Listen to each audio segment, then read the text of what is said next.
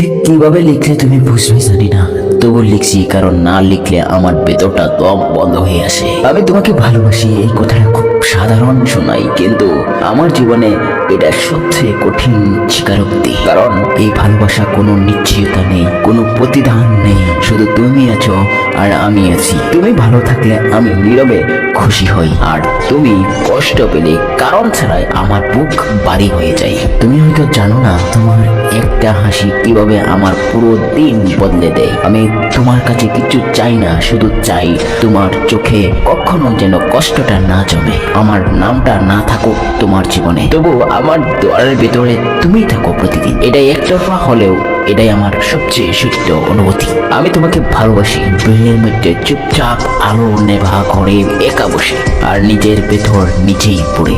আজ শুধু এই কথাটুকুই রেখে গেলাম, আমি তোমাকে ভালোবাসি। পৃথিবী জানুক বা না বুঝুক, এটাই সত্যি, আমি তোমাকে আজীবন ভালোবাসি থাকবো।